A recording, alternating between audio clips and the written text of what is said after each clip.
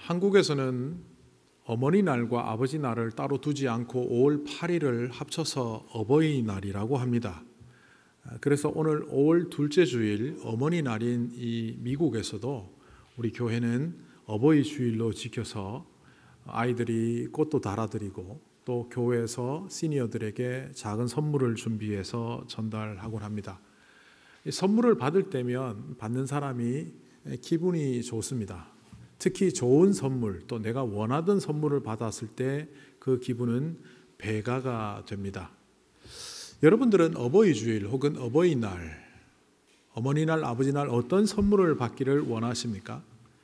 어떤 분들은 내가 정말 평소에 원하던 물건이 있어서 그걸 선물해주면 좋겠다 이렇게 생각하는 사람들도 있을 것이고, 또 좀 더 성장한 자녀들이 있으면 엄마 아빠를 좀 좋은 곳에 여행 보내줘도 좋겠다 이렇게 생각하는 사람도 있을 겁니다. 그거 다 차치하고라도 어머니날 이렇게 가족들과 한 상에 앉아 좋은 식당이든 집이든 좋은 음식과 함께 교제하는 것이 제일 큰 선물이다 이렇게 생각하는 사람도 있을 겁니다. 그런데 제가 이번에 한국에 가서 좋은 음식을 대접받는 기회가 몇 번 있었는데 그 중에 가장 좋은 대접을 받았던 기억이 하나 있습니다. 그 한 서너 번의 식탁이 모두 다 좋았지만 특별히 그 한 번은 제가 정확히 무슨 음식을 먹었는지도 기억이 안 나지만 굉장히 행복하고 즐거운 식탁이었습니다. 그 식탁의 대화 주제는 저희 집 딸들이었습니다. 저희 딸들을 잘 알고 있는 그 호스트가 딸들을 칭찬하고 좋게 보고 참 감사한 표현들을 할 때 저는 그 어떤 식탁, 그 어떤 선물보다 그것이 가장 좋은 선물이었고 가장 좋은 대접이었습니다. 이처럼 어버이날에도 그것을 접목시켜 보면 어떤 물건이나 여행이나 식사나 이런 것들도 좋을 수 있지만 부모가 어버이날 가장 받고자 하는 진짜 선물은 자녀들이 영적으로 성장하고 하나님 앞에서 인정받을 뿐만 아니라 세상에서도 사람들 앞에 인정받는 성공적인 삶을 사는 것, 그것이야말로 가장 귀한 선물이라고 여겨집니다. 그런데 그 자녀들이 그런 선물을 부모에게 줄 수 있는 자녀가 되기 위해서는 부모는 어떤 부모가 되어야 할까요? 오늘 말씀은 누가복음을 차례차례 읽어가다 보니 어버이 주일에 걸맞는 말씀은 아닌 것처럼 보이기도 합니다. 일반적으로 어버이 주일 교회에서 많이 설교되는 말씀은 부모에게 순종하고 부모에게 잘 섬겨서 좋은 자녀가 되는, 복받은 자녀가 되자는 그런 말씀들이 대부분이고 보면 오늘 이 말씀은 언뜻 안 어울리는 것처럼 보이기도 합니다. 몇 주 전부터 이 말씀을 준비하면서 제 마음에 이런 생각이 들었습니다. 어버이날 왜 꼭 자녀들에게만 말씀이 선포되어야 할까? 그리고 오늘 말씀을 보았더니 이 말씀은 자녀가 아니라 부모에게 주는 말씀입니다. 오늘 이 누가복음 말씀을 보면서 정말 그 삶 자체가 부모에게 선물이 되는 자녀가 되도록 하기 위해서 가장 중요한 것은 부모 자신이다라는 것을 오늘 말씀을 통하여 발견하게 됩니다. 부모가 잘 되고 부모가 온전한 신앙으로서 살아갈 때 그 자녀들은 영적으로 성장할 수밖에 없고 그 부모 밑에서 자란 자녀들은 하나님께도 사람에게도 인정받는 삶을 살 수밖에 없다는 것을 바로 오늘 이 말씀을 통하여 다시 한번 보게 되는 겁니다. 오늘 이 말씀 첫 부분에 등장하는 누가복음 17장 20절에서 21절 이 두 절을 하나님 나라 논쟁이라고 합니다. 조금 성경을 아는 사람들에게는 또 학자들에게는 이 하나님 나라 논쟁은 굉장히 유명한 구절이기도 합니다. 그래서 그 부분을 다시 한번 읽어보면 이렇습니다. 바리새파 사람들이 하나님의 나라가 언제 오느냐고 물으니 예수께서 그에게 대답을 하셨다. 하나님의 나라는 눈으로 볼 수 있는 모습으로 오지 않는다. 또 보아라 여기에 있다 또는 저기에 있다 하고 말할 수도 없다. 보아라 하나님의 나라는 너희 가운데 있다. 이 유명한 하나님 나라 논쟁은 바리새인들이 예수님을 찾아와 질문하는 것으로 시작됩니다. 예수님께서 사역을 시작하시면서 하셨던 첫 번째 말은 회개하라, 천국이 가까웠다. 다르게 말하면 천국이, 하나님의 나라가 곧 온다라고 말씀하셨습니다. 그리고 그 곧 올 하나님의 나라를 위하여 무엇을 준비해야 되고 어떻게 살아야 되고 하나님의 나라는 무엇이라는 것을 말씀을 통하여 상당히 많이 가르치셨습니다. 그런데 사람들은 그 하나님의 나라가 어떤 나라인지에 대한 궁금증보다 당시에 예수님의 말씀을 들은 많은 사람들은 도대체 그 하나님의 나라가 언제 온다는 말이냐, 이런 질문들을 갖고 있었습니다.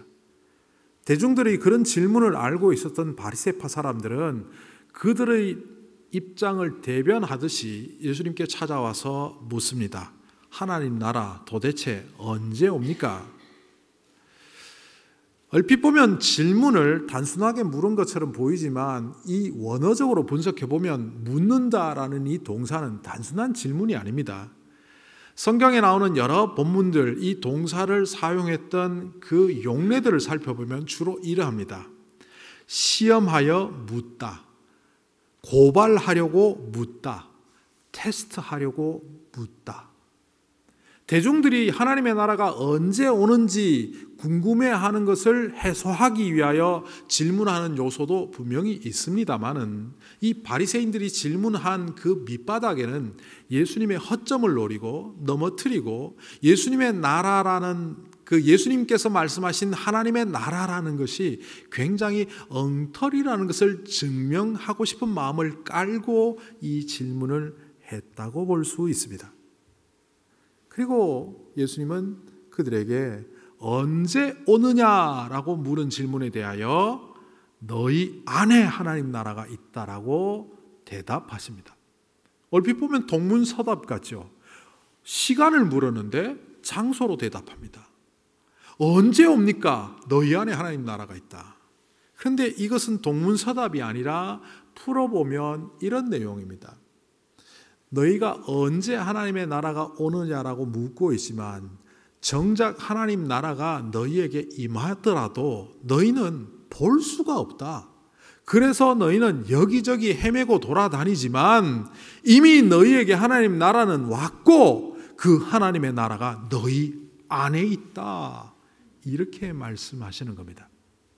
하나님 나라가 너희 안에 있다는 것을 문법적으로 조금 풀어보면 하나님의 나라는 단수, 너희들은 복수로 되어 있습니다. 하나님의 나라가 우리의 심령 속에 임하는 것이라면 이 하나님의 나라도 복수의 개념으로 써야 하고 뒤에도 복수가 나와야 합니다. 그러니까 앞에 하나님의 나라는 단수고 뒤에 사람들을 복수로 썼다는 의미는 우리 공동체를 통하여 하나님의 나라를 경험하고 세워가고 만들어가야 한다는 의미입니다. 그래서 이것을 잘 번역한 영어 성경에서는 이 구절을 이렇게 번역하고 있습니다. God's kingdom is here with you. God's kingdom is here among you. 그러니까 어떤 공동체, 가정이든 교회이든 우리가 속한 그 어떤 공동체이든 그 안에 하나님의 나라가 임하며 그것을 임하도록 우리 믿는 자들이 애쓰고 살아가야 한다, 그런 뜻입니다. 그러니까 결국 이 말은 우리 믿는 자들이라면 가정에서, 교회에서, 우리가 속한 공동체에서 하나님의 나라를 경험해야 한다는 겁니다. 여러분은 어떻습니까? 여러분의 가정에서, 또 우리가 속한 교회에서, 목장에서, 여러분의 직장에서 하나님의 나라를 체험하고 살고 계십니까? 간혹 사람들은 말합니다. 내 삶은 지옥 같다. 또 어떤 사람은 반대로 말하겠죠. 내 삶은 천국 같다. 그런데 대부분의 사람들의 삶은요, 천국도 지옥도 아니고 그냥 무덤덤합니다. 그냥 아무 맛도 안 나는 삶을 사는 것 같아서 천국의 삶을 살기 위하여 그 대부분의 사람들은 애를 씁니다. 혹시 돈 많이 벌면 천국 같은 삶을 살까? 성공하면 하나님 나라 같은 삶을 살까? 사람들과 좋은 유대 관계를 갖고 살아가면 내가 참 좋은 삶, 천국 같은 삶을 살까? 여기저기 기웃거리며 살아간다는 겁니다. 그런데 오늘 예수님께서 뭐라고 말씀하십니까? 여기 있다, 저기 있다, 이것만 있으면 나는 천국의 삶을 누릴 수 있다라고 말하는 것에 기웃거리지 말고 이미 너희 안에 있는 하나님의 나라를 발견하며 살아라. 이것이 바로 하나님 나라 논쟁 속에서 예수님께서 하신 말씀입니다. 그러니까 영광의 자녀로, 그리고 영적으로 세상적으로 성공한 자녀의 삶을 우리가 선물로 받는 부모가 되기 위해서는 가장 먼저 선행되어야 되는 것이 우리가 이 땅에 하나님의 나라를 발견하며 살아가는 것이 전제되어야 한다는 겁니다. 이런 1차원적인 미시적인 하나님의 나라를 예수님께서 바리새인과의 대화 속에서 말씀하시고, 이제 22절부터 31절 사이에서는 거시적인 하나님의 나라, 2차원적인 하나님의 나라를 말씀하십니다. 2차원적인 하나님의 나라를 말씀하시면서 유독 한 문구가 이 구절 속에서 눈에 띕니다. 제가 부분 잘라서 읽어볼 테니 여러분 한번 찾아보십시오. 제자들에게 말씀하셨다. 너희가 인자의 날들 가운데에서, 24절로 건너갑니다. 인자도 자기의 날에 그러할 것이다. 26절입니다. 노아의 시대에 일이 벌어진 것과 같이 인자의 날에도.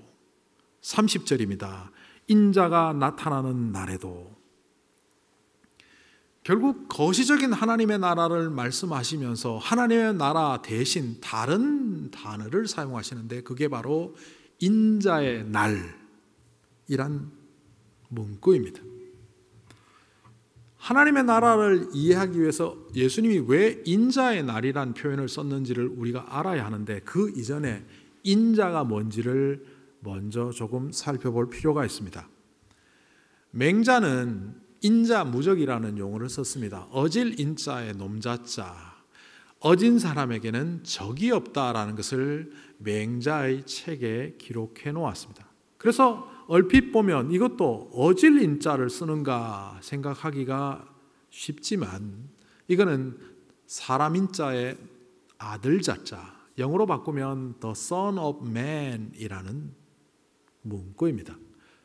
이 인자라는 말을 처음 쓴 사람은 구약 성경의 에스겔 선지자입니다. 거기에 보면 벤 아담이라는 것은 사람입니다. 벤 아들입니다. 사람의 아들이라는 문구가 90회 이상 등장하는데 여기서는 별다른 특징이 없습니다. 말 그대로 하나님의 말씀을 경청하고 순종해야 될 사람들을 일컫는 말로 인자, 사람의 아들이란 말을 사용하고 있습니다. 그런데 그 이후에 다니엘서 7장 13절에 이것이 등장하는데 이때는 전혀 다른 뜻으로 사용됩니다. 문구는 여전히 벤 아담, 사람의 아들이라고 되어 있지만 다니엘서 7장 13절 14절은 이렇게 기록하고 있습니다. 다니엘이 본 환상입니다. 내가 또 밤 환상 중에 보니 인자 같은 이가 하늘 구름을 타고 와서 옛적부터 항상 계신 이에게 나아가 그 앞으로 인도되매 그에게 권세와 영광과 나라를 주고 모든 백성과 나라들과 다른 언어를 말하는 모든 자들이 그를 섬기게 하였으니 그의 권세는 소멸되지 아니하는 영원한 권세요 그의 나라는 멸망하지 아니할 것이니라. 다니엘서에서 등장하는 이 인자는 그 마지막 때에 영원한 권세와 영원한 나라를 세우는 주체를 말하는 단어입니다. 눈치 빠른 사람들은 요한계시록에도 인자가 나온다는 사실을 알고 이 인자가 그 인자구나. 세상 마지막 때에 와서 세상을 심판하고 영원한 하나님의 나라를 세울 그 존재, 다니엘서의 인자, 요한계시록의 인자, 그 인자를 예수님께서는 자기의 호칭으로 오늘 사용하고 계십니다. 신약 성경에 80회가 조금 넘게 등장하는데 이 인자는 전부 예수님을 지칭하는 단어로 사용합니다.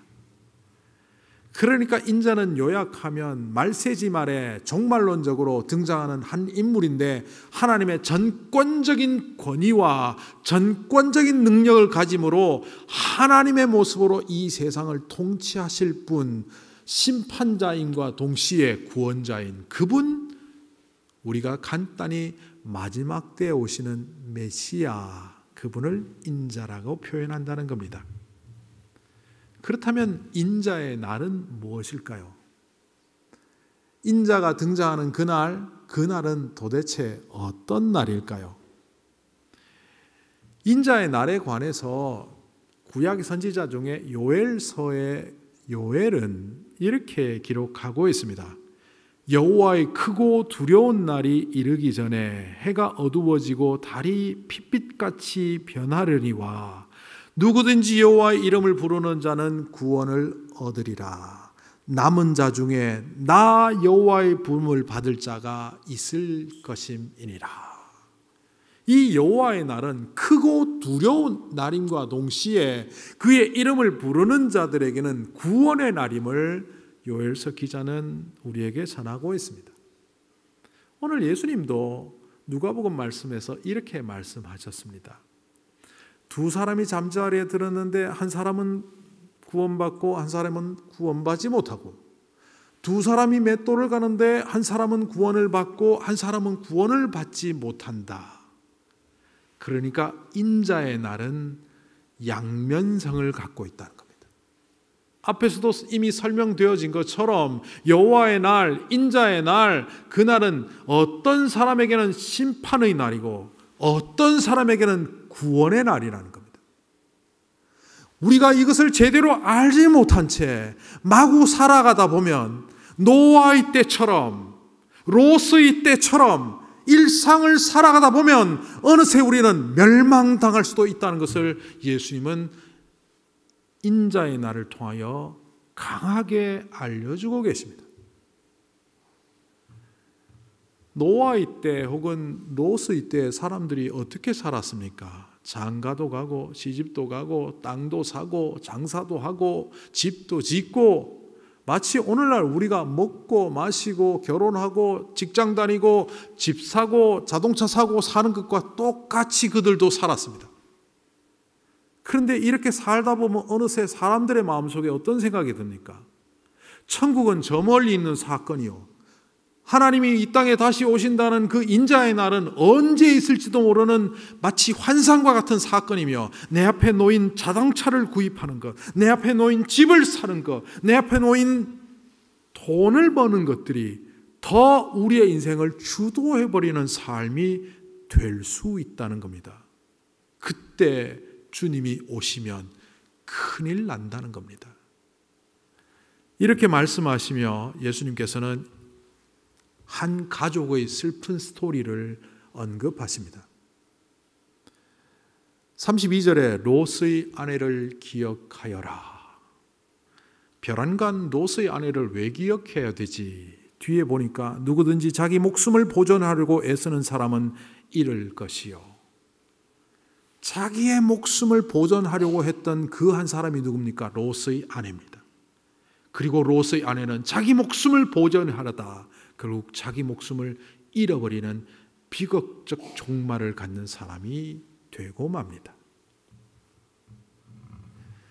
여기서 기억하라는 이 말은 단순히 기억하라는 말이 아니라 조금 풀어보면 마음의 색이라는 겁니다.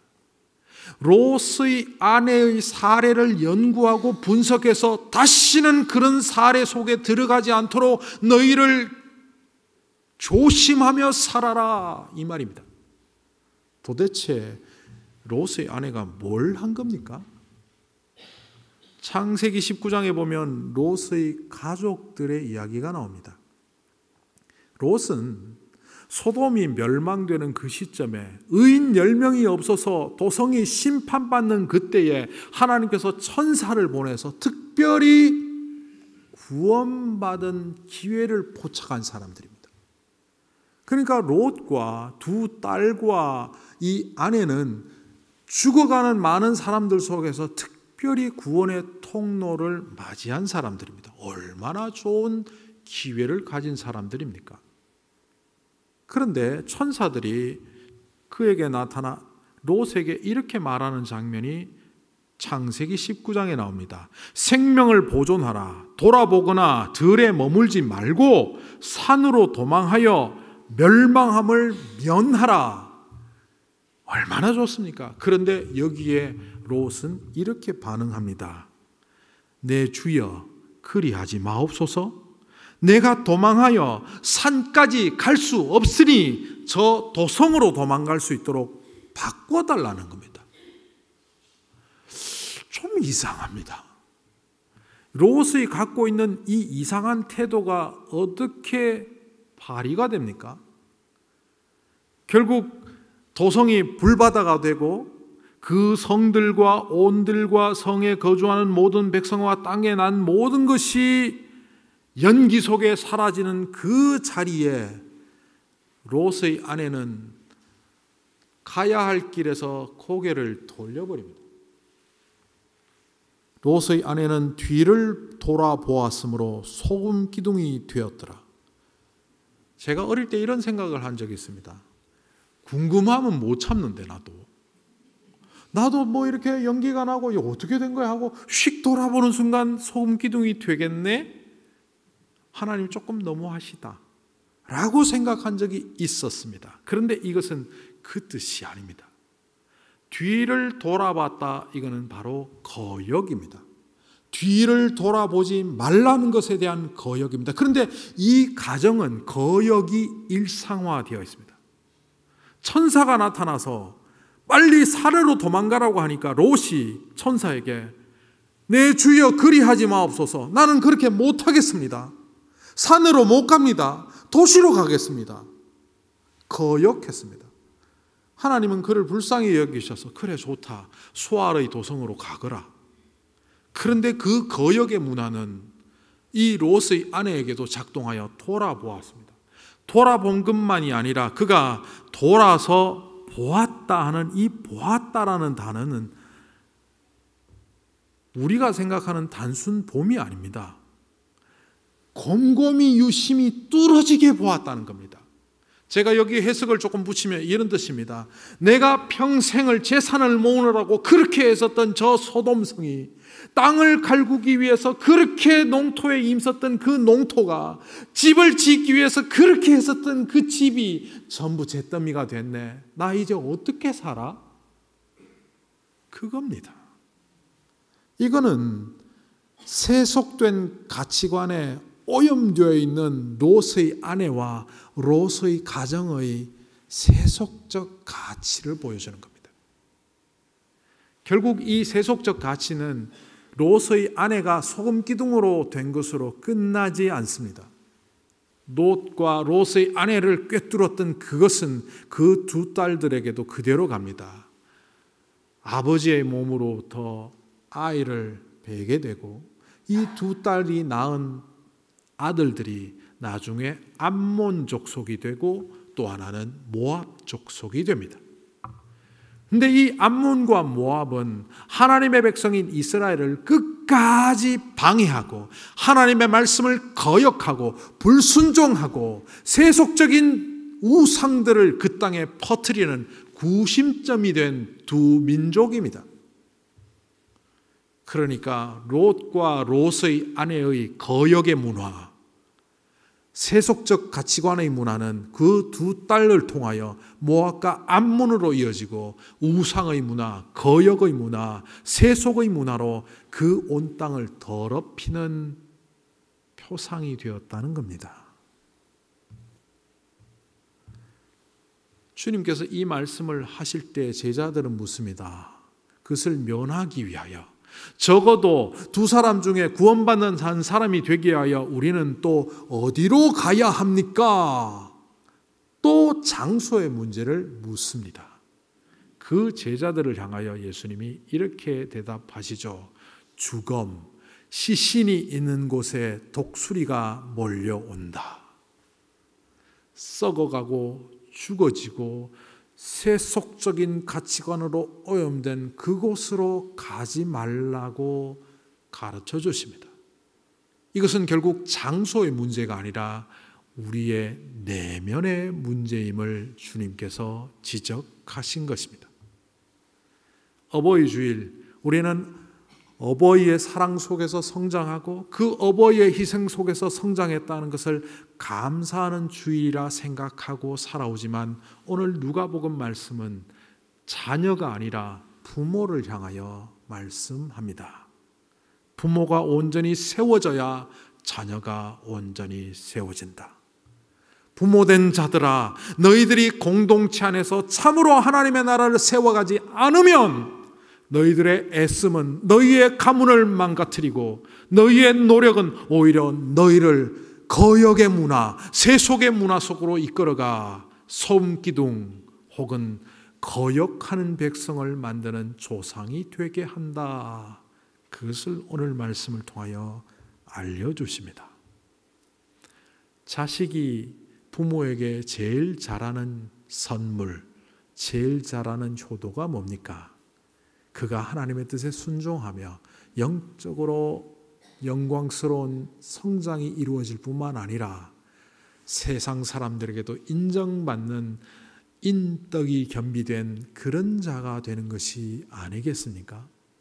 바로 그런 자들이 이 땅에 세워질 수 있도록 우리의 육신의 자녀들은 물론이요, 이 교회의 다음 세대들에게도 진정한 부모가 되는 그 자리를 확보할 때 우리는 그 큰 선물을 받는 부모가 된다는 것을 기억하라고 우리 주님은 롯의 처의 슬픈 이야기를 오늘 말씀 속에 담아 하나님 나라를 말씀하십니다.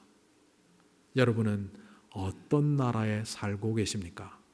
멸망할 소돔을 붙잡다 결국 멸망의 자리에 간 롯의 처입니까? 아니면 하나님의 나라를 우리 공동체 안에 세워가서 그것으로 인하여 믿음의 상속분으로 나는 물론이요 다음 세대까지 복받는 영원한 하나님의 나라를 이 땅에 세우는 그런 부모입니까? 기도하시겠습니다.